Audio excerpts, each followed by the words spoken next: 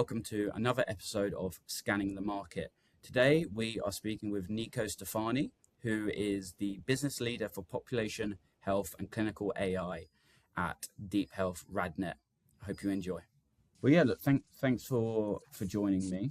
Obviously you've had a long career with Philips and now with DeepHealth, who I think everyone finds really, really interesting because every month there seems to be a new announcement with you guys, which is nice. And obviously RadNet, right, is expanding aggressively, raising capital, strategic growth, buying companies, partnerships, and I guess ultimately scaling DeepHealth, which I guess is the technology layer sort of underneath all of that. So I, really sort of just interested because you've had such a strong start to 2026. Your financial reports were out, a lot of revenue growth, raised guidance, and it's pretty obvious that you're investing heavily in strategic growth.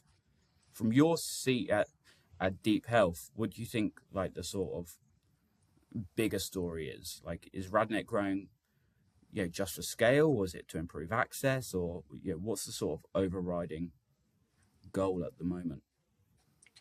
Yeah, I think just maybe if we step back, we see, and we look at how DeepHealth is born. Okay, so DeepHealth, as you rightly mentioned, is kind of like the digital line of RadNet, and DeepHealth is really born by necessity, I would say. Yeah. So when you are such a big organization and you start realizing that AI, and we can expand more a little bit on what AI means. But when you realize that AI need to be a focal part of how you drive operation, not to make sure that you, of course, optimize and also try to avoid challenge like, shortage of radiologists and technologists, then actually where DeepHealth has come to life. So a gigantic provider that need to start to develop solutions that are easy to integrate it, that are satisfying the clinical needs, but as well that is easy really to integrate in the actual workflow without disruptions. That's where all of this is born, and that's why you see the rapid growth. And on the other hand, I think, as you mentioned, you see the rapid growth is because we have a pretty, I think, well-defined vision on what we think AI is for us, for RadNet, but also for DeepHealth. And it's not just the point solution. Yeah. I think the fact that, AI has, again, we spoke for many years about AUC, sensitivity, specificity, all great. Don't get me wrong, that's the base, correct? But our fast acquisition, you see, they're moving more about how we do case assignment, triage, as well as draft reporting, where the AI is just one component. But again, we want to build, the end-to-end. And so that's why if we grow DeepHealth, again, also we grow the way that we handle operational RadNet. And so, they go hand to hand, and of course we can serve more patients with better efficiency, better clinical outcome, but it's really the synergy that I think that made both strong. Yeah. I think the phrase that is interesting to me when I think of DeepHealth is like an intelligence layer, right? Because, historically radiology has been, quite fragmented. I think it still probably is to some extent. But as you mentioned, like DeepHealth is, you have the AI, you have the workflow, screening, reporting, and the population health sort of layer, right? And I think that helps, from an outsider's perspective, helps sort of standardize and then ultimately scale imaging as well. What, from your perspective, what is it that DeepHealth is sort of actually trying to unify? Yeah, so I think the market is shifting. Okay, so if we think, again, not so many years ago, probably 5-6 years ago, AI was still, it's a little bit like your iPhone, not when we start to have application that, what I'm going to do with this, and you download everything you have and try, 1 app, 2 app, 3 apps, correct? You don't really know what you're going to do with that. You're trying to just like figure it out, okay? I think now that the market is mature, as I mentioned before, and you want to use AI across multiple subspecialty. So probably, again, probably breast was one of the early subspecialty that adopted, and after we got lung, and now you see prostate, and after, trauma. So today I feel that the big challenge is that how do I deal with, I don't know, 15 vendors or 12 vendors, correct? Before it was like, maybe I use it one or two. And so at DeepHealth today, we have been able to aggregate. I think if you look at our portfolio, is not just the portfolio breadth, but is the finding. So we satisfy, let's say, 75 plus finding across MR, CT, X-ray, across subspecialty. And so what we have wanted to do is really to aggregate it in one platform. Probably 90% of the AI that today has been used in routine imaging, like routine and chronic and screening imaging. And that just to make sure that we can reach more customer and more patient, because between you and I, that deal with, 10 vendors is not easy, and the cost of ownership and service raise. And we don't spend enough time to focus on this. Everyone is talking about performance, that again, as a clinician, I love it.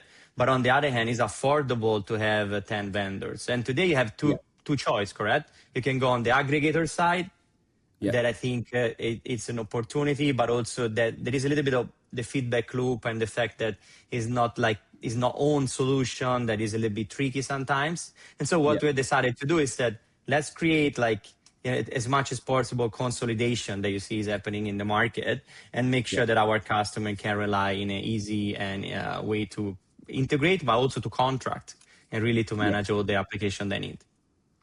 Yeah. What I find sort of interesting is, if you go back to, let's say 5-6 years ago, right? You have as we started talking about at the beginning, the individual sort of point solutions. You have the early ADOCs, Viz, Rapid, right? These, even the Adences of the world, right? You had these sort of individual point solutions, and the majority of them, they solved an individual sort of problem. And then as technology started to advance and a lot more point solutions came out, it's almost doing the opposite of what they were intended to do, which was make people's lives easier. And then I guess, when was it? Maybe 3-4 years ago, Blackford started blowing up, Deep Sea, obviously Bayer, we were speaking about Carpool, right? All of these sort of platforms started to come around, and I think the market changed, right? And Blackford obviously got unlucky with the whole Bayer stuff. They were doing very, very well with Philips and GE distributing them, but it sort of proved that, as you were saying, you need something to almost manage all of these different point solutions, because a hospital doesn't want 12 individual algorithms, right, from 12 individual vendors. The unique advantage that I think you have is, of course, you have RadNet on your side. So instantly, that's a massive testing sort of playground almost, right? And I guess we'll get to that sort of down the line. But talking about these 12 different algorithms, the thing that I found interesting and I often think about is, how it has DeepHealth almost picked and choose their companies, because you've acquired, from the top of my head, iCAD, C-Mode, Gleamer, Adence, Quantib, right? From the outside, it could look like sort of pretty rapid consolidation. Internally, how do you decide which companies are worth bringing into this sort of ecosystem? Yeah, I think a couple of things about that. If you look at the company that we did acquire, it was pretty strategic for us for different reasons, correct? So same way we explained to investor. When you look at the iCAD acquisition, I think, of course, one of the main reason behind that was, of course, the outreach of having a really extensive install base. And as well, of course, a sales force as well, then the capability. When you saw some acquisition, sometimes like Chiron, there was much more strategic on the data side. So you didn't see any too much outside of that. So people even think about, okay, why that was done. And actually it was done because there was all kind of a data layer and that is helping us to make our algorithm even better. Okay. Yeah. When we look at the Glimmer one was a step in a new space. Yeah. Correct. Like when you go to trauma, fracture, like more the, let's say, acute side of what they were not, we were not playing at that time. So what we have trying to do is really, of course, we can grow organically, but because we want to really make an impact and take really a space in the healthcare right now, our idea is that where we can step in and quickly, inorganically fill a gap, like in this case was acute with Glimmer, then again, we're going to do it. But behind that too, and that's personally also, what we have found out is that there was a lot of vision synergy with this company. Okay, so if I start with the last one, the Glimmer one, I think the vision, if you look, it was really similar, correct? Like the single application as they start. Now that we're going with the co-pilot concept of multiple applications. So you see the synergy there.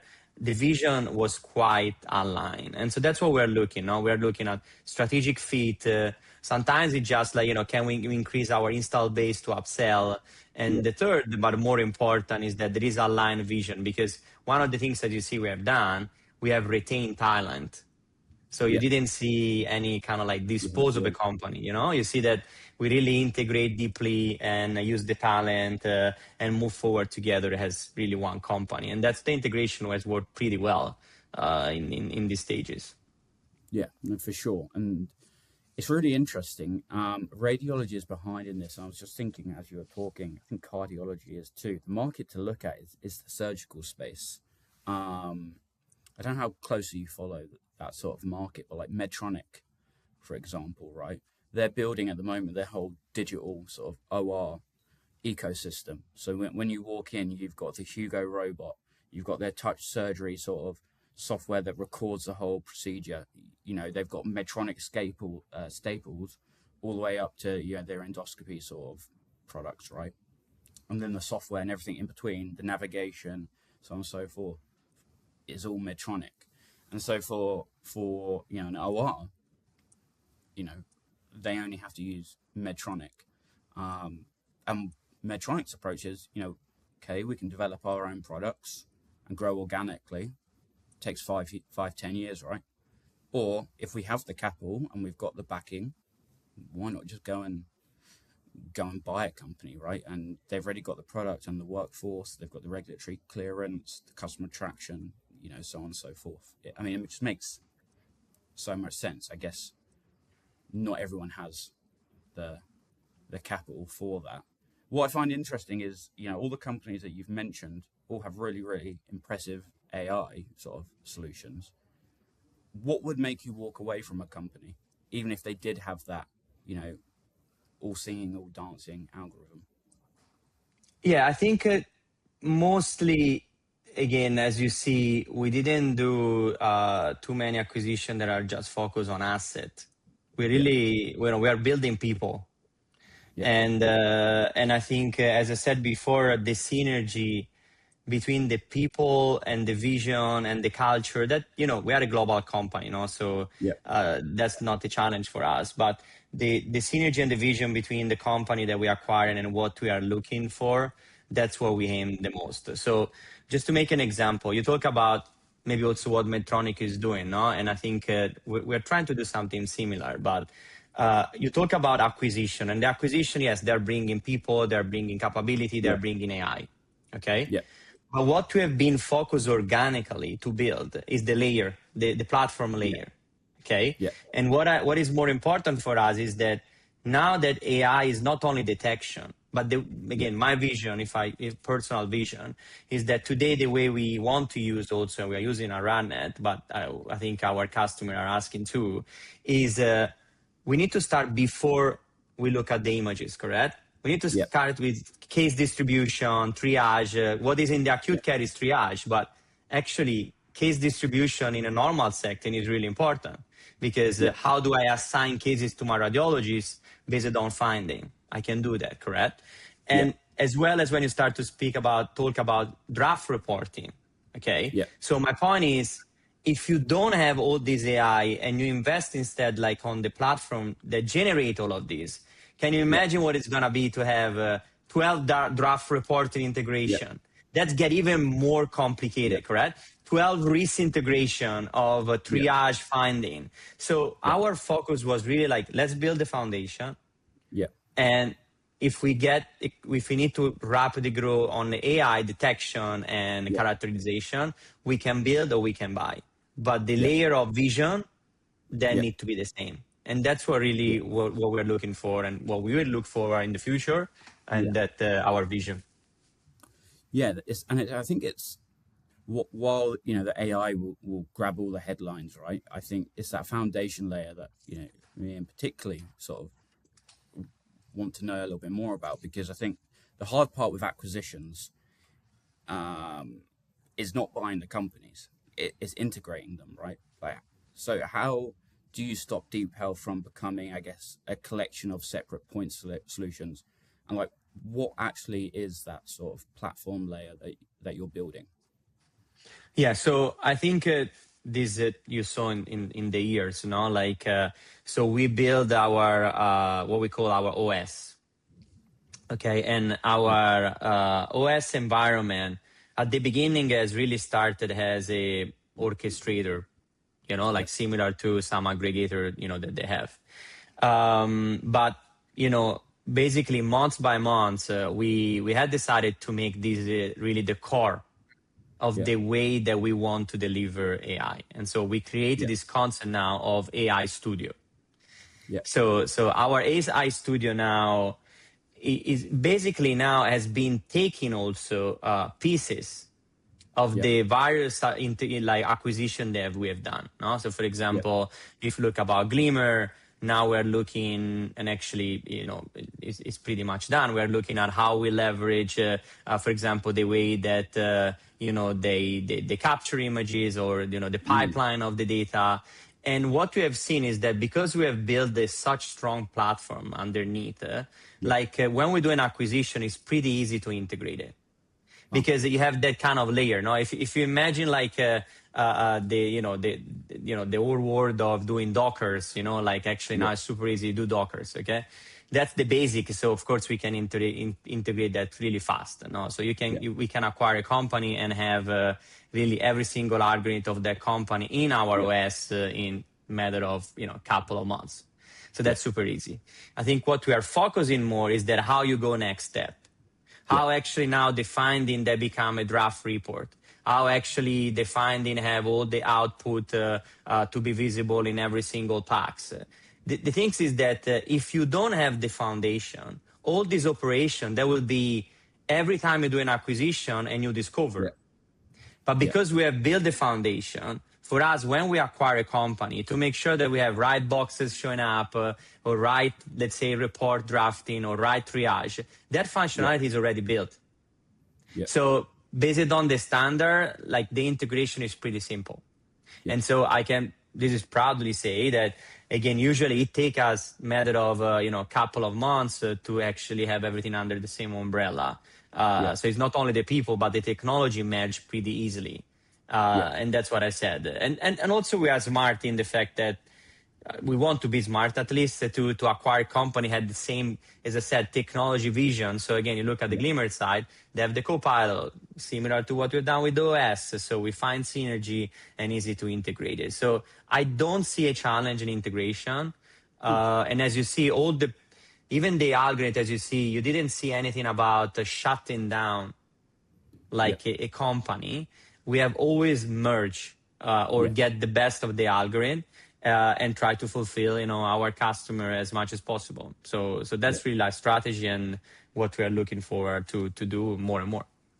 Yeah. And so I guess Deep Health OS, it connects AI, workflow, reporting, the clinical Exactly. insight, screening, and the operational tools, which I think is probably the unsung heroes, into like one entire environment. So I guess, looking long term, does the OS become like the entire operating system for imaging, like sitting across modalities, disease areas, and clinical workflows? And does that 100%. mean like replacing the existing systems or like connecting what providers already have? Yeah, so our concept, sometimes again, I see there is some resistance. I don't know really why, but imagine like when the first concept of advanced visualization is born, no? Like, so when we started with the first, vessel reconstruction, perfusion mapping. So everything you do still today, correct? So our vision with the OS is that we give you an environment, and again, you saw we call like kind of suite concept, okay? That in any reason is going to replace your PACS, or again, we is not aiming to do that, correct? But what is aiming to do is, of course, to integrate it with your RIS, with your PACS, with your reporting system. But on the other hand, what has been missing in the I world for many years is the capability of also editing the result. Sure. Okay. Yeah. That means that, and when I say that, maybe you use only in 10% of the time, maybe in 15% of the time, correct? Because hopefully the AI is pretty good, but still the fact of being in control, you see that at least we get requests multiple times. Like, look, the AI see an audio that I really want to delete because I think is a false positive, correct? So our concept is that the AI studio has all of this. Actually, you have all this interface to stay in your workflow, but also add you this capability as a viewer potentially. The draft reporting is embedded. And so when you want to use it, you have the capability. If you don't want to use it, you just don't even see it. It's just like completely seamless. You see a report show up, and you see actually detecting, binding box, for example, if you have them in the eye, and it's completely invisible. But if you want, it become your AV for AI. So that's really like the flexibility that we are aiming. But yes, it's just one single platform, cloud native, really accessible everywhere. And that's the way we envision to do what we want to do. Yeah, you sort of touched on it a little bit. Adoption is selling the algorithm isn't necessarily that difficult. Getting them to use it is the hard part, right? What have you learned about making AI invisible enough that radiologists actually use it? Yeah, so I think there is a couple of things that also I'm a strong believer that is around measuring and analytics and really observation, correct? So I'll just make a quick example on when we did after the acquisition of C-Mode, that of course now is our thyroid solution. We did of course implement our RadNet pretty quickly. We went really in 3 months from 0 site to 300 site. Okay.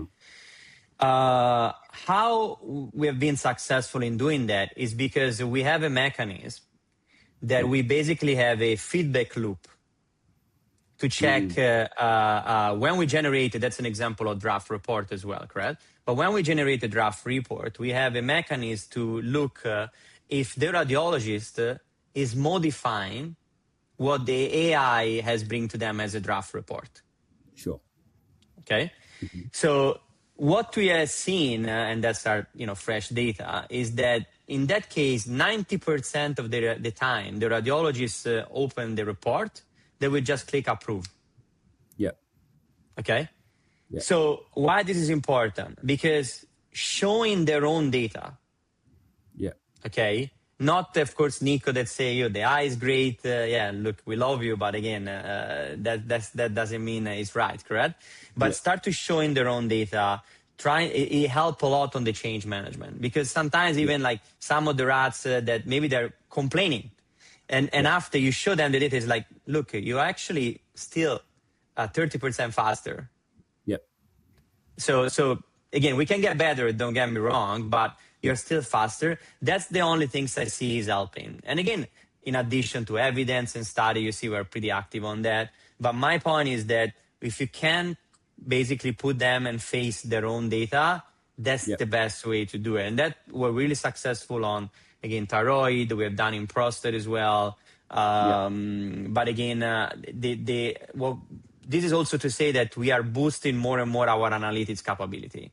That's the goal of still on the OS give us the opportunity now to really look at now across the border, breast or lung or X-ray, and see how much we are using it, who is using it, how they are performing. So that's the advantage, but also the key of implementation that I see, at least in my opinion, is going to be a game changer. But if you don't have the same platform, you can't do that.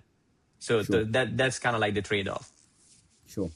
One thing I find really interesting that you said right at the beginning there, which is, I think, completely unique to you, is the ability to go from 0 to 300 test sites, pretty much like that, right?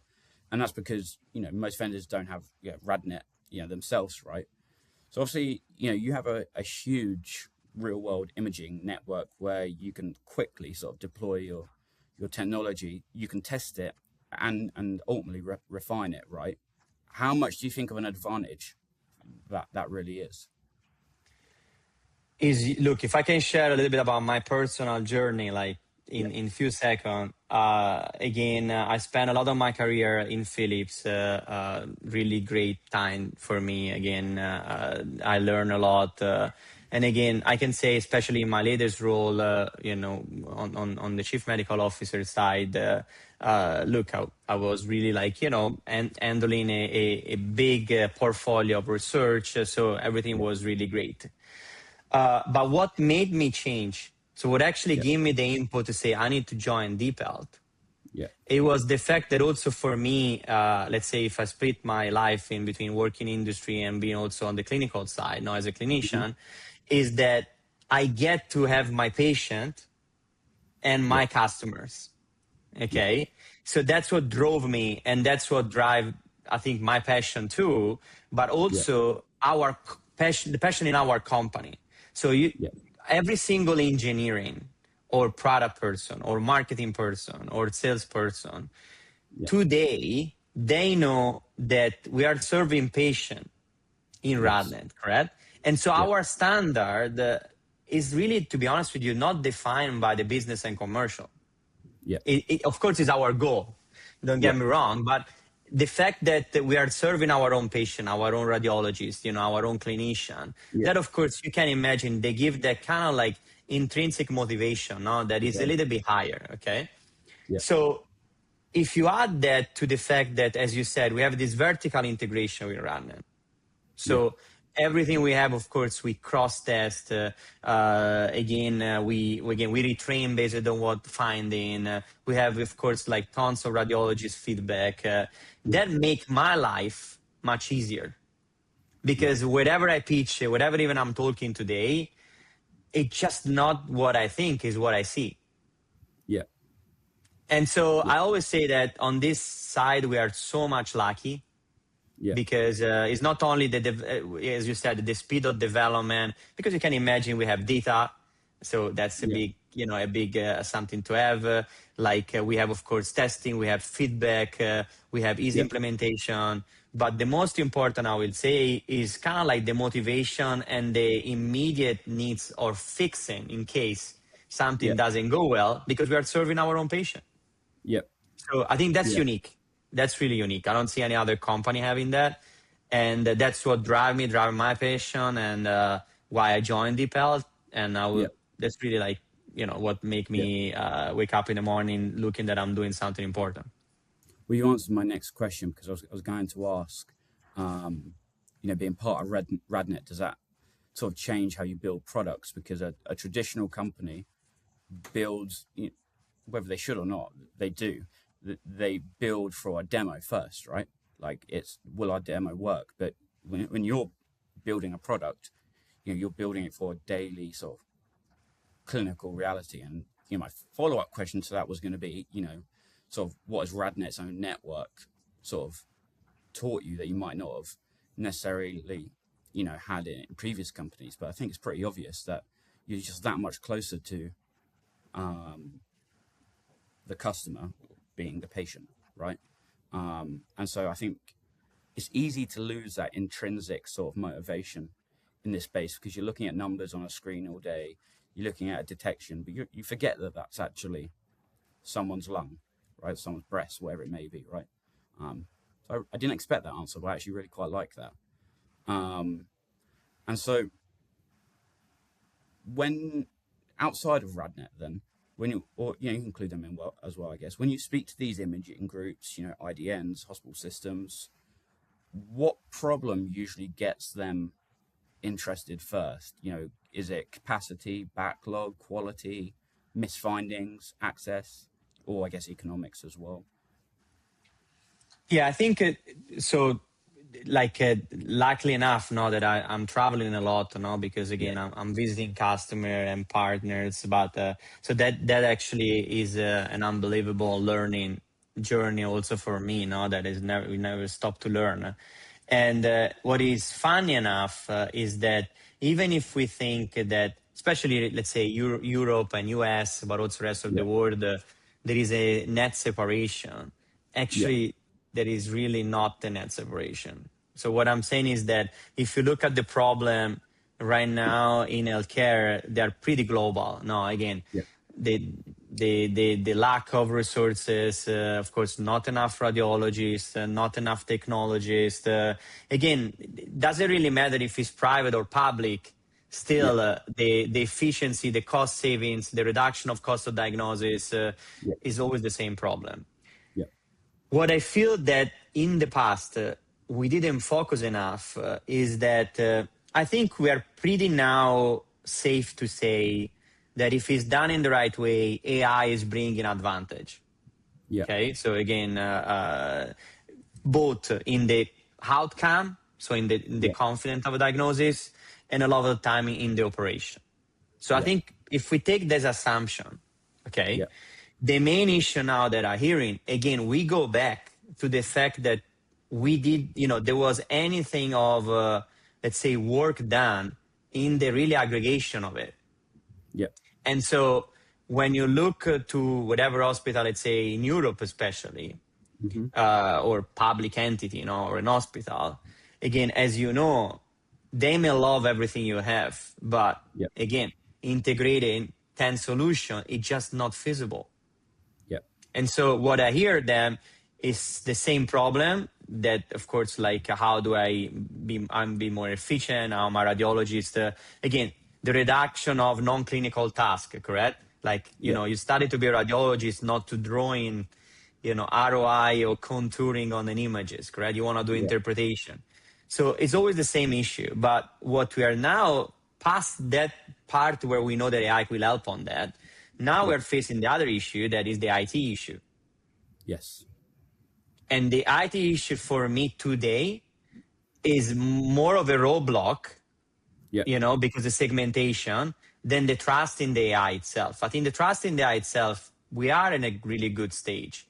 But when actually you need to face the fact that, again, as we said, we need to implement 3 AI, 4 AI, 5 AI, and is 5 contract, 5 IT, 5 integration is not sustainable. That's what I get, at least as a feedback. And that's why, again, we said, look, we want to try to do that. But to be honest with you, it was what happened at RadNet before. So there is a lot of synergy, and that's why I think we learn a lot from RadNet, but also from install base in Europe. So we're not biased to the US at all. What we see is that we check notes, correct? We compare notes, and with our partners, we have a lot of partners in Europe has really partnered side, and so we compare notes and we see that is pretty similar. So there is not big changes, and I think could become the big roadblock if there is not aggregation. It's interesting you mentioned IT. A little bit of evidence for you. So our main day-to-day business is recruiting for radiology software companies, right? For the longest time, sales has always been the most roles we do, the most frequent roles. And in the last year, that has dramatically changed to integration and implementation engineers, or workflow specialists, because the biggest challenge is, as we said, is not necessarily selling the AI anymore. It's getting it into cyber. That takes a whole long process. So then getting it integrated is then getting it into the actual workflow of the system. the implementation is the most critical part. And so once a hospital is interested in DeepHealth, what does a successful implementation for you look like 12 months down the line? What typical changes do these hospitals tend to see? Yeah, so I think our implementation, so we are focused on have a cloud native solution. That's also another important point, because again, there is always a little bit the, like on-prem on clouds. My honest opinion is that now that we are having really high standard of security and clouds and cybersecurity, to be on cloud is the only way that you can be up to speed with all the new things coming. So if you look at DeepHealth, again, I think last year we are looking at, we did like anything between 7 to 8 product introduction, both FDA and Europe. We just saw some new clearance on prostate and brain. And so every 3 months, basically, now you see something come up that is new. And the cloud installation, it gives you the opportunity to don't really bother about it. Correct? So you don't need to focus on, I need to change the GPU, I need to have a different performance. That was a limiting factor. So for what concerns our installation, is fully cloud native. Usually there is just like a gateway that basically is used to collect DICOM on premise. And other than that, the customer itself doesn't really see anything. Everything happened on the cloud. And again, look, we just finalized a couple of installation in a couple of big sites in the US. It took like between like 6 to 7 weeks. So pretty fast if you consider from the beginning to the end, really get the authorization. But the nice things, what I say is that, look, we know that some installation, they may be complicated and everything, but when you are done at the scale that you basically don't touch it anymore. And as well, you have access to all these applications. So that's why we see this model to be really functional, because we know there is bump in the IT and the installation. It is what it is. But then you want to invest that time in something that is a long time, to be there and be useful. And so our implementation is pretty simple. We have, of course, like our solution architect, collect all the information. Again, the cloud instance is already, of course, there. We have different cloud to fulfill different market. Of course, depend on regulation, and is really pretty fast. We don't see any issue with that. And also what we have done, again, if you talk about the Glimmer acquisition, because they have a lot of installed base with their gateway. So now we have make sure we did merge the tech stack. So if you have, let's say, a Glimmer gateway, great, we don't need to change it. Everything was changed on the cloud side. So that's when I say rapid integration, but also being smart in doing. We're not going to go to customer and say, you need to replace your router that you used for years. We just basically leverage, for example, in this case, the Glimmer acquisition gateway, and then everything else on the cloud will be like the work happened there, the magic happened there. So that's really our strategy on try to disrupt as less as possible. But to your point, if we invest on this, try to invest in something that is really broader and, long time to be used. If not, I will be the first one to say, how much is worth it for one AI? It is, because, you may impact, but I think it is, if you look at the future, looking at the expansion. So you start with one, maybe you want 10 in 10 years, but then you have one stack and you can use that. Nice. Yeah, it's just built for consumer ease. Yeah, exactly. You do one time, and again, you don't need to have everything at once, but at least you build your stack, your platform that you can scale when you want. Yeah. And so I think like the commercial story, it's pretty clear, right? Efficiency, capacity, workflow, and growth, right? You can go from 1 to 10. And you spoke about how, you give them their own data and they can see that they're faster, right? So that's one big benefit is speed, more patients through the door, quicker diagnosis. Great. I guess clinically, how do you measure whether DeepHealth is genuinely improving, I guess, outcomes rather than just making imaging faster? So we have basically what we've been investing in. I think you see that is we have a strong clinical team. Actually, we have, let's say, one clinical team is divided in two sectors, basically. One is a little bit more customer facing, where we have clinical partners, and one that is also focused on the back end, on the science stuff to create paper. So what we do is, first of all, is publication. I don't know if you saw, but again, last year we released this paper on natural health. That was the biggest a paper on mammography screening, 570,000 patients. Wow. So we're talking more about 500,000 patients, where we were able to measure 21% of cancer detection rate improvement. Okay, so like if you look at our prostate software, I think we have more than 4 peer review papers. So we do a lot of paper, but in large scale. Because again, today, sometimes it's easy to say, okay, I improve my cancer detection rate, but maybe it's a study of 100 patients. So again, it's showing a value there, no? But how that show value across the border is with this kind of study. And you see, we have done that. And as well, we try to partner up, of course, and try to be early adopter in different markets for different subspecialties. So again, you saw our success in the lung cancer screening in UK. Okay, just to give you some data there, we show that we have a stage shift disease between now finding cancer in stage 1 and 2.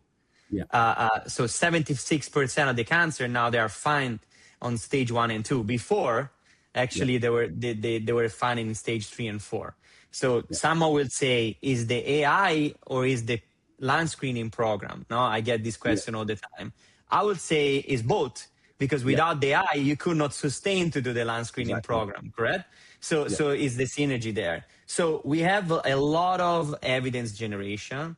And what we try to do is to have that, of course, in different regions. So again, you have the UK example, you have the RadNet example. Again, we did, of course, like work on prostate both in Italy and as well in the Netherlands.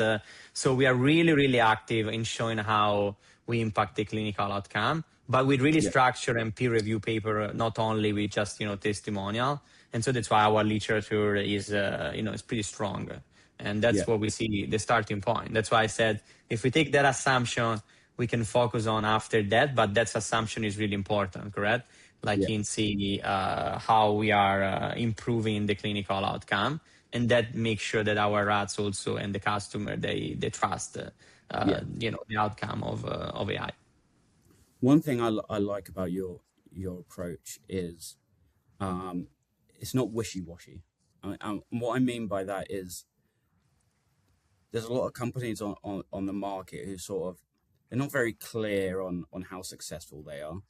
Their advertising is, we've got this many algorithms approved, which isn't the hardest part, right? The hardest part is 76% stage 1 and 2 detection instead of stage 3 and 4, right? That's the hard part. I like the fact that you're investing in that because, you're very, very patient and user-centric because, the average radiologist doesn't care how many FDA algorithms you've got, right? Does it make my life easier? And do we have 76% more patients being detected earlier? Do we have 21% more breast scans being detected earlier, right? Or more accurate, whatever it may be, right? And I think that probably speaks a lot to your success, right? It's because that's the approach you're taking. I mean, there's a balance. I think you have the advantage that you're able to get this sort of data easier than what other people can. But I think you're sort of setting a pretty clear roadmap on how to advertise and I think promote and ultimately grow yourselves, right? Because you are being so patient and customer centric.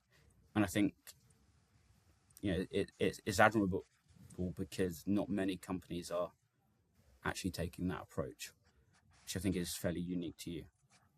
Yeah, I think this is a little bit like my opinion and it can be controversial or not, but maybe as a clinician, I start to don't like anymore when you see, as I said before, we have AUC 95%, we have sensitive. So don't get me wrong, we all know that that's how we test things, correct? Yeah. So when you do FDA or CE, again, you have certain target to meet.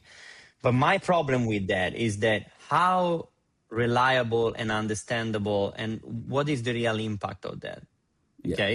Because the fact is that, look, I can have maybe less false positive of another algorithm, correct? Yeah. But maybe the workflow is so clunky that I cannot use it. Yeah. Okay. And as a radiologist, I have the expertise, if I'm a radiologist, I have the expertise to judge. Maybe, of course, if it's not overwhelming, it's not so much of a problem. Yeah. Okay. But if the workflow, if the speed, if the integration, it doesn't work, it doesn't work. So sometimes even again, it could be controversial, but I always talk about the fact, 20% cancer rate or detection rate improvement, or 21 or 23. Yeah. But if I can really use it and reach that many patients, is that what the value is? Yeah. You know what I'm saying? Is that really the technical value? For me, the technical value is to say that I'm scanning 2 million patients. Yeah. Okay, a year. I'm using AI on 2 million patients a year. And by the way, we're measuring the outcome that has now that kind of cancer detection rate. Yeah. But your point on the standalone testing, everything is great, but I'm a strong believer of each practice, after you need to test it, create their own workflow and measure the outcome on their own patient. That's really what I believe is what I like to do, and the way also I like to position my business. Yeah. And again, at DeepHealth in general, that's really how we envision doing things. Awesome. Yeah, I mean, it's clearly working, right? And so if we come back, if you and I speak again 12 or 18 months down the line, then what will prove that your strategy, which is fairly unique, is working, right? What should the market be looking for?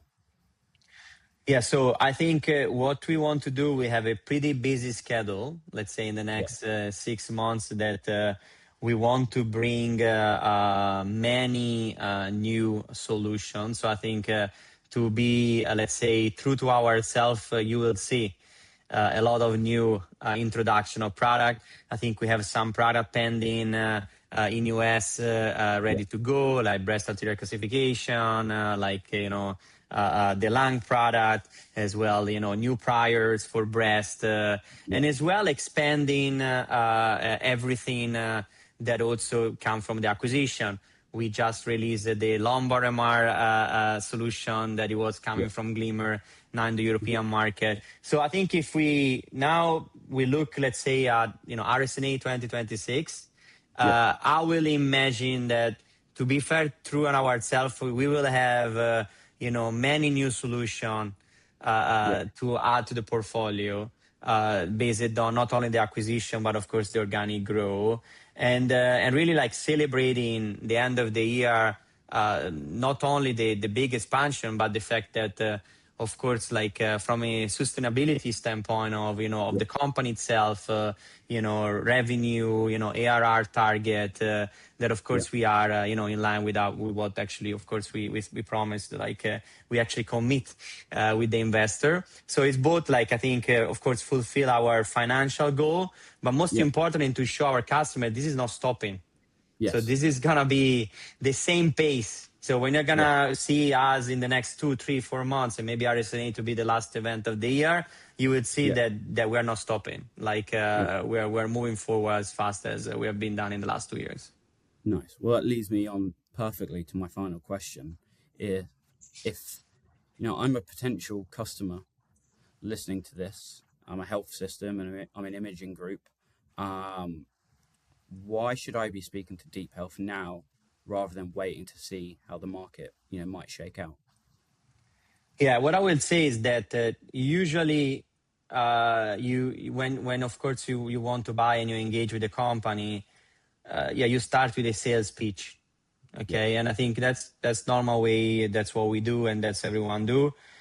But if you, what you can do when you talk with us, if you want to also not find out only about the product, but if you Yeah. want to talk experience, Yeah. okay, that's where I think why you should talk with us. Because no matter if you want to learn what we are doing at RadNet, no, or if what you want to learn what we are doing in some of academic site, in Europe, as well, Yeah. no, like that we have partners. I think what we can bring is because this broader install base and experience is what I feel sometimes is needed also Yes. between customer to really check notes and see, look, we have done this. What do you think? And this is Yeah. not to sound, we don't want to teach people, as I said, is sharing experience. And so I see a customer should reach to us to learn what we have done. Yeah. And to learn what they've done usually is also a really like nice conversation Yeah. because we can find synergy. And that's, it can be what you really need, because I really feel that today, if you want to be successful in AI, you need a partner more than a Yeah. vendor. Yeah. And we can be that partner, but to find out if we can be the right partner, we need to talk about experience. We need to talk what we have done. And what we've done, Yeah. as you said, is not say that we have 3,000 customers only. It's more about what we have done with them, what we Yeah. achieve with them. That's the most Yeah. important thing for me. And that's why I would say it would be fun to reach to us, because also, you have a different type of conversation, not just, Yeah. this is the I and this is the, value of that. Yeah. We have a saying in the UK, and I don't know if it's global or not, and it's the proof is in the pudding. Yeah, exactly. Yeah. Yeah, and your results speak for themselves, right? It's been nice listening to you, because I think your approach is different, your take is different, and you've obviously been at big companies, right? Big successful companies, and I think they're big and successful for a reason. So your experience has probably translated pretty nicely into DeepHealth and helping them expand and putting these processes in place, and ultimately putting the customer first, right? No matter how much money you have, no matter how much backing you have, no matter how much test sites you have, if the customer, being the patient and the radiologist, is not put first, you're not going to see long-term success. You might get early deployments, you might get a lot of demos, but in 6 months' time, they're going to be pulling their hair out and not using your product because it doesn't work.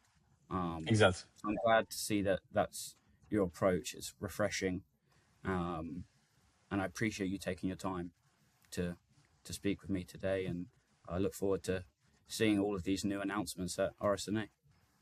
No, thank you, Jay. It was a pleasure for me. As I said, this is a business, but for me, it's a mission. I really love what we are doing, and helping customer and our patient. And so it was a pleasure for me to speak with you and share a little bit of what we are doing, and of course, what is my take on where the market is going. So thank you again.